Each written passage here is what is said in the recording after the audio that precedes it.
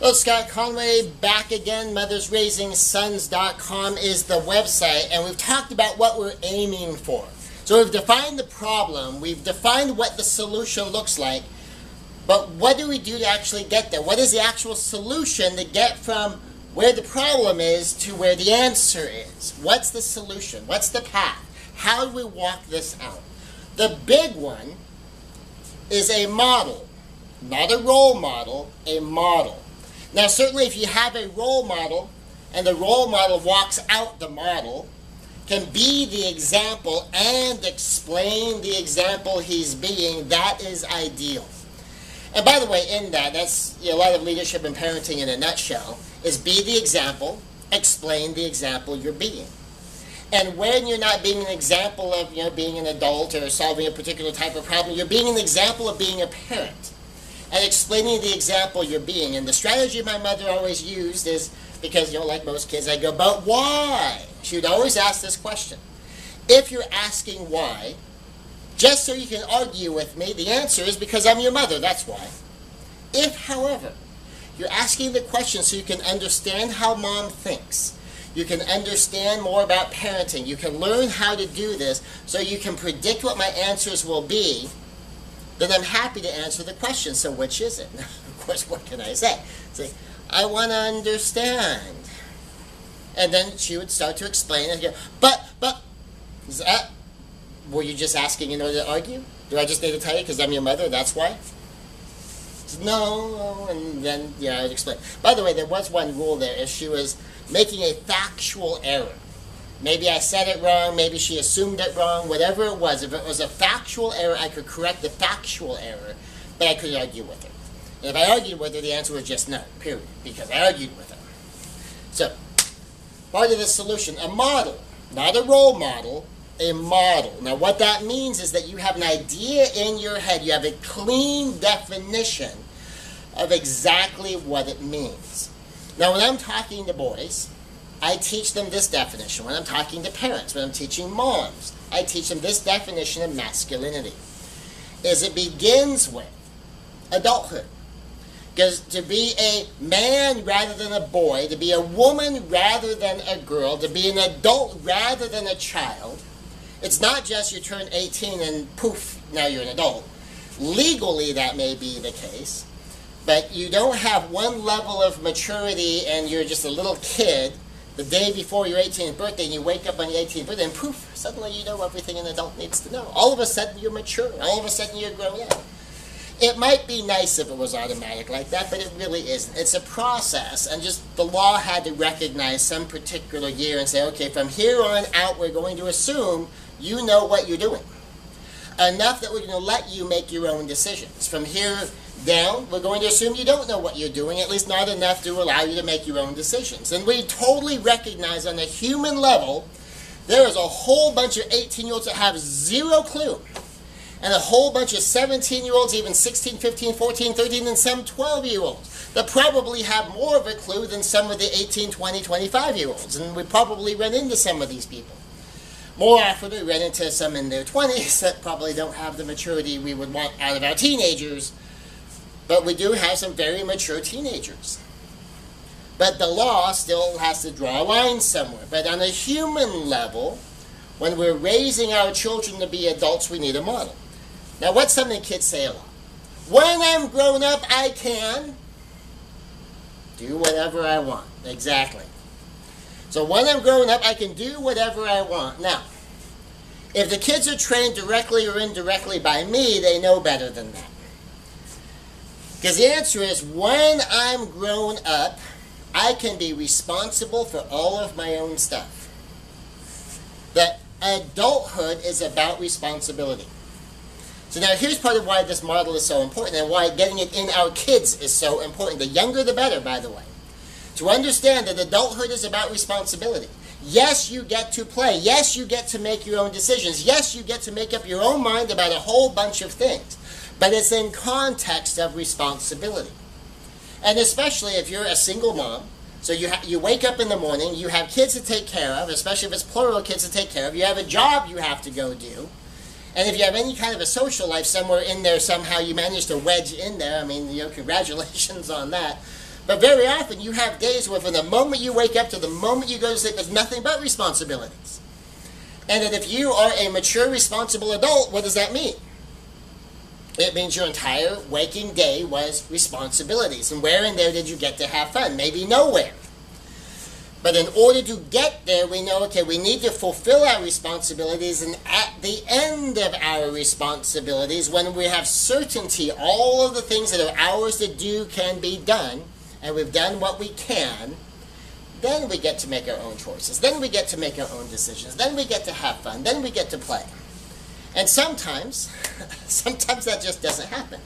And if children learn being grown up is about responsibility, then when you have teenagers that feel like, well, I'm a teenager now, you know, my mom was an adult, I'm a young adult, I should be able to do what I want. That's the consequence of them having that internal model of adult means I can do what I want, is when they want to feel grown up, what are they going to do? What they want. But being grown up is about responsibility. And responsibility, here's the way I define it, you might want to get this down, is responsibility, do what you're supposed to do without being told. Do what you're supposed to do without being told. And I tell parents to work with their kids very young to begin with, what do you already know you're supposed to do? If you already know you're supposed to do it, good, then do it without being told. If you already know to brush your teeth, I should not have to ask you every morning and every evening if you brushed your teeth. I certainly should not have to tell you to go brush your teeth. If you know when your bedtime is, I shouldn't have to send you to bed. You should be able to see the clock yourself and get up and go to bed. And if you need to go to bed because it's bedtime, and I just point out, you see what time it is, when you see what time it is, you should go to bed yourself. That's part of being responsible. If you want to show me that you're growing up, if you want to show me that you deserve more freedom, you show me responsibility. So obedience is do what you're told. Obedience, do what you're told. You get told something, you do it. Responsibility is you don't have to wait until you're told. If you already know it's yours to do, you just get it handled. That's responsibility. And the difference between adulthood and childhood is children, good kids can be obedient kids with a nominal amount of responsibility. But to be a good adult, you have to be responsible. Then there'll still be some nominal amount of obedience where some things you just won't know until someone tells you. But by and large, you live your own life. So if I have to walk in and get my kid up in the morning because he's 7, you'd expect that. But by the time he's 17, I shouldn't have to. If he goes off to college, and when he's 18 years old, he's living in a dorm, I'm not walking into his room to wake him up in the morning. He better have that down cold by then. By the time he moves into a house with 4 roommates, and they're sharing the bills, they sure as heck better know how to clean a bathroom, do dishes, shop, pay bills, vacuum, all of these basic house running skills that in order to divide up these chores, they all better know how to do these chores, right? And so we call it roommate skills. And so by the time the children are in high school, if they're learning these roommate skills, and you can define it that way as roommate skills, so that when they have a roommate, when they're living in a dorm or a mini dorm, or they're sharing an apartment or a condo or a house with other people, that things can get done. Because what happens if you have 5 people living in a house and they all just go dump their dishes in the sink? Or worse, they don't even bother to move their dishes from wherever they put them down when they were eating. Or what if 3 of you do that, only 2 of you are doing any cleaning up whatsoever? How long is that going to last? And what kind of frustrations is that going to create? So roommate skills. And so having this model of adulthood as responsibility is a beginning. Now, for masculinity and femininity, I teach that the essence of masculine energy is initiative. Initiative. I-N-I-T. Yes, I-N-I-T-I-A, initiative, I-A-T-I-V-E. And the essence of feminine energy is inviting.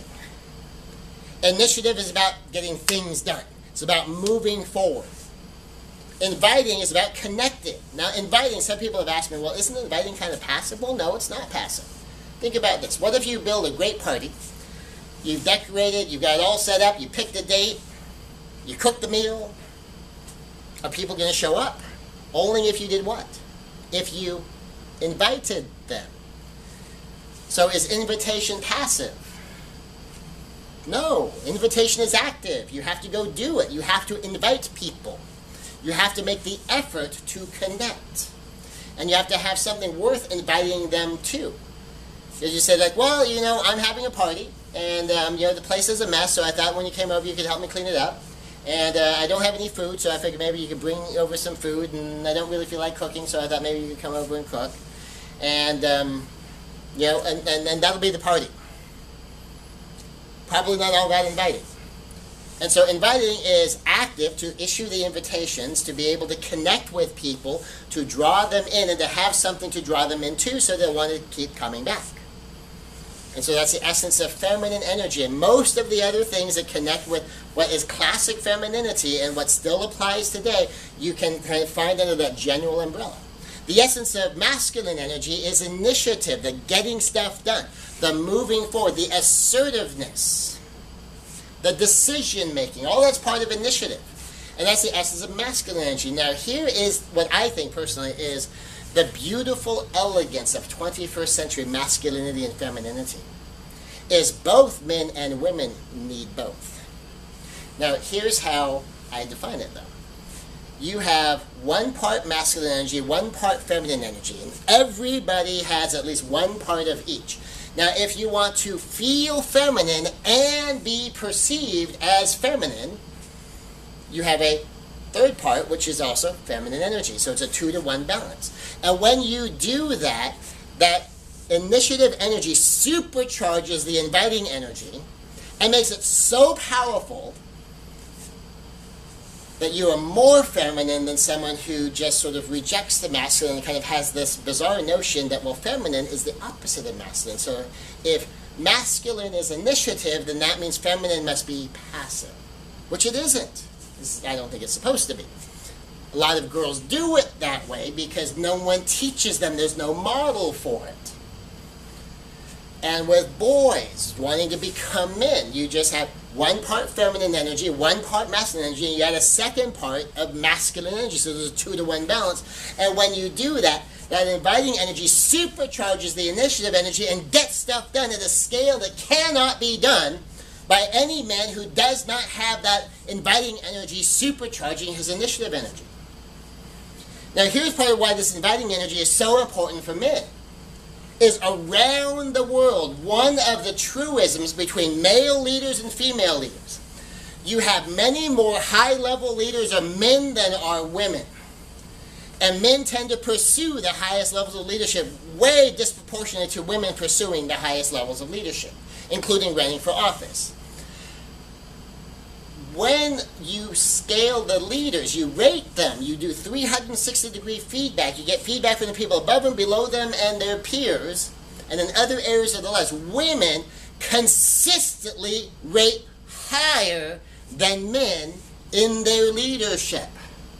That by and large, worldwide, women are rated as better leaders than men. And part of it is this fairly simple idea that's connected to the 4P360 leadership system that I teach. And that's a proprietary leadership system that involves a lot of elements, one of which is a recognition that when you're dealing with a worker, that worker is a whole person who has a whole life. And by and large, statistically speaking, because it is part of that inviting energy to connect human being to human being, is a recognition. I am a whole person with a whole life. You are a whole person with a whole life. And we are here together doing business. While so much of masculine leadership that just as initiative is about get the thing done, get the project done, get the activity done, get the outcomes made and the goals pursued, and if there's no inviting energy, people feel like they're cogs. And by the way, in business, when people leave their jobs, 78% of the time they are leaving their leader, not the job. That there's something in the human interaction, typically the leadership and the leadership style, that is driving them out. And sometimes they'll even leave for someplace with lower pay to get away from the leader. While if they like the leader, if there's camaraderie, if there's this feeling of family, teamwork, they will stay with a leader even if they have a chance to get a little bit more pay. But you have to show up with that inviting energy. Women, of course, tend to show up with the inviting energy because that's part of femininity. And so most women have that. Not all of them, because just like not all men have masculinity going for them. But that is a healthy showing up of feminine power. And that masculine energy, that initiative energy, needs the inviting energy to supercharge it. You can get a lot more done by blending the two. And a lot of business benefits greatly from having that inviting energy showing up, which in ages past, not a lot of men brought into the workplace. And so when women showed up in the workplace, even though at the time, there was a whole bunch of fighting over it, and, a lot of women had to kind of battle their way in, that once they got there, and hopefully by now we're all mature enough and sophisticated enough in our business and our leadership to realize, this was a good thing. That there's a lot of aspects of that feminine style of leadership that, boy, could the whole world benefit from.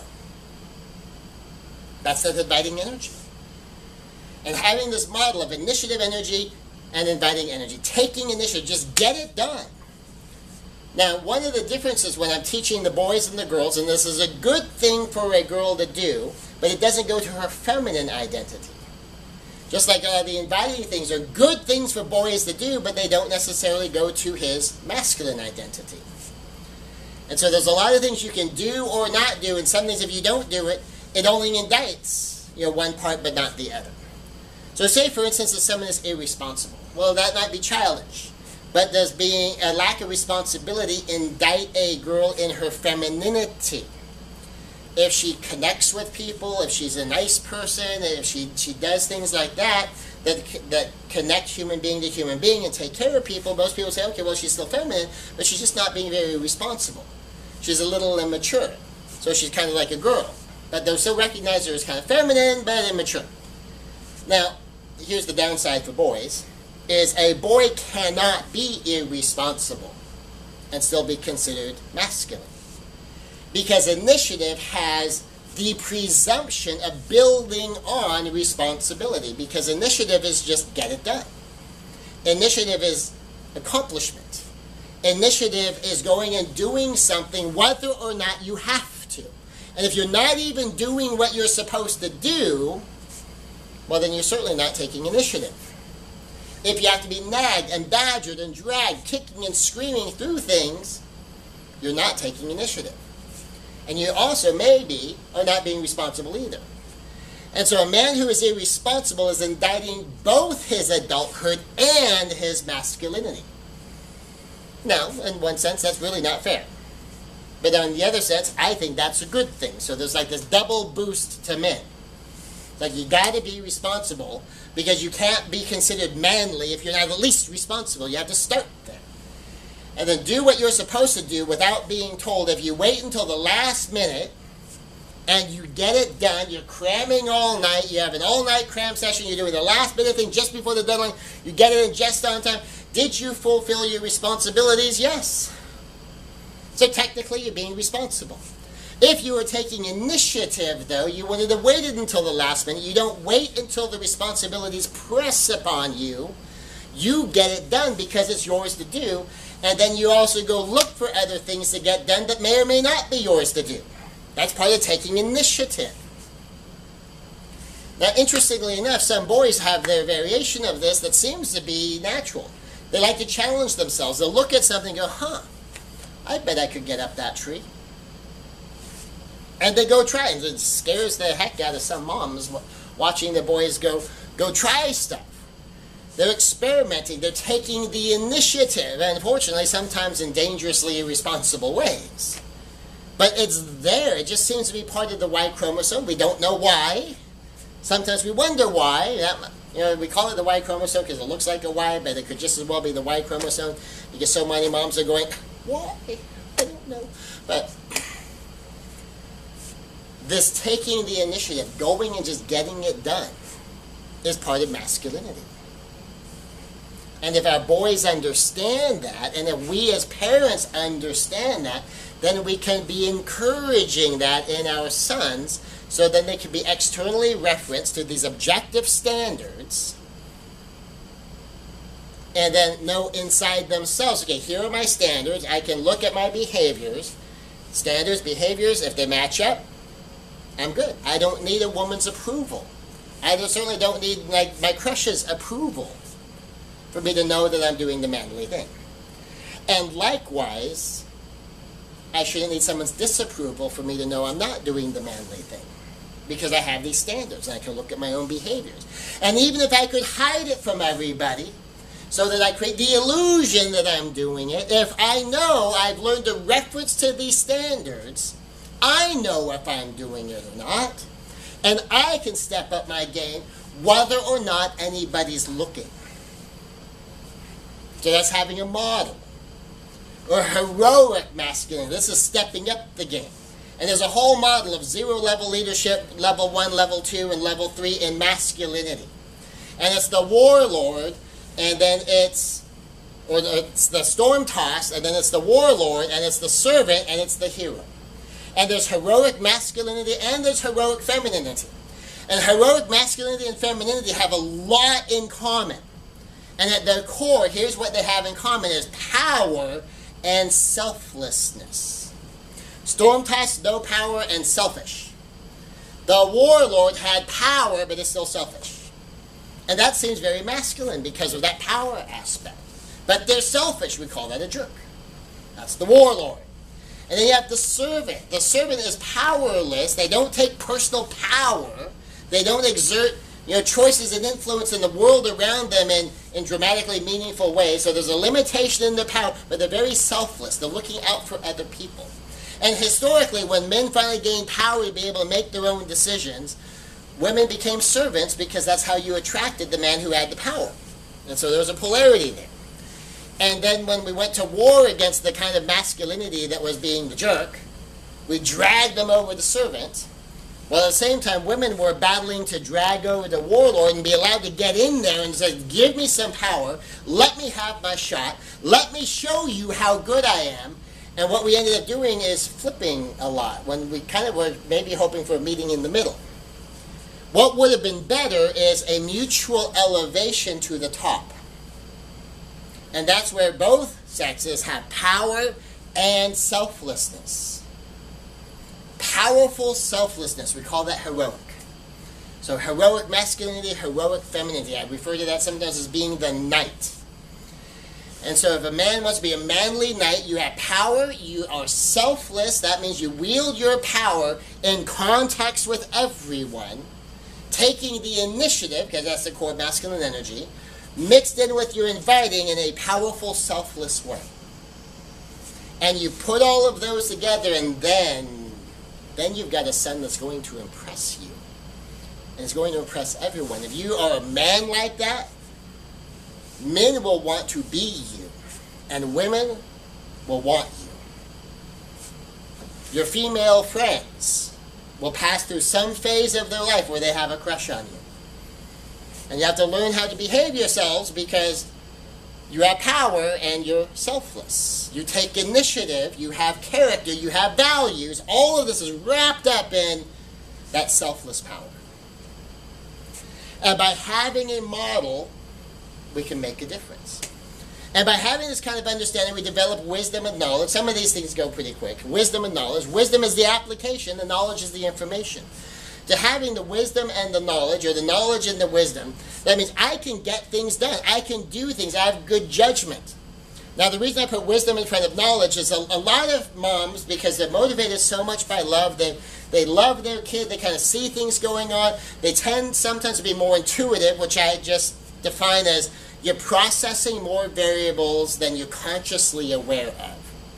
And that's why very experienced people sometimes will have hunches. They don't know what it is exactly they're factoring, but they have so much experience that their subconscious mind is aware of all of these variables. And they just can't quite put together exactly what the variables are, but they have a hunch. And so wisdom is making good decisions. Knowledge is, do you know why you're making that decision? Do you have the actual information so you can teach the information? And I want moms to have knowledge. And then transform and unleash. Now, transformation is a personal transformation deep inside. And then once you have that personal transformation, you have that insight, you have that understanding, you have the knowledge, you have that wisdom showing up, you have the models internalized. You can unleash yourself as a woman, as a wife, as a mother, as an adult, as a human being. A lot of times we have to hide so much of who we are because we haven't made that transformation. We've been burned badly, and part of where this transformation is so critical, as a mom, if you have been burned by men in the past, and the worst stat I heard was a relationship instructor that I know says 95% of women have been burned by a man in some meaningful way, often connected to sex. And that was intensely personal, intensely intimate. Well, then if this is jading your perception of men, and now you're raising a boy, do you imagine that this pain you have about men might affect raising your boy to be a man? That he might in some way absorb through quips and comments and little snippets that you might say from time to time, and expressions on your face and looks in your eyes, and the way maybe sometimes you roll your eyes or you make some comment about something you see on television when he's watching, and it'll affect what he's thinking. So that's what a man is. And some part of a boy will crave being a man. And some part of the boy will also realize, but mommy doesn't like men. Mommy doesn't want me to be a man, but I want to be a man. And sometimes a boy can get the idea, so there must be something wrong with me. One woman actually had her model was all men are ADD and all men are liars. Well, it surprised no one but her when her kid was growing up and her son started lying, and her son stopped paying attention because he had learned from her over the years, that's what men are, and I want to be a man. And even if mom doesn't like me, I at least want her to think of me as a man. And so you get some of these conflicts. So that transformation is so important. So having a model, and I've explained the model to you just in brief. I mean, this is a huge thing to learn and get in detail, obviously. I'm not going to do it in a 2-hour talk. But having a model that's so ingrained, you naturally come from this place of having a model. It becomes a compass heading for you. And then having that wisdom, and then having the knowledge, so you can define and delineate your wisdom so you can teach it and pass it on. And that personal transformation, so you can connect with the best in masculinity, the best in manhood, so you can help raise your son to be that kind of man that he craves to be, and know his mom will love him and respect him for the man he is becoming, and that he is being a man. Because boys crave being a man. Just like children crave being an adult in general. So boys to men, girls to women. And to want to know that they can go there and be loved and honored and respected. And then when you have all these things, you just unleash. So with mothers raising sons, how do we do this? Well, we'll get into that after one more short break.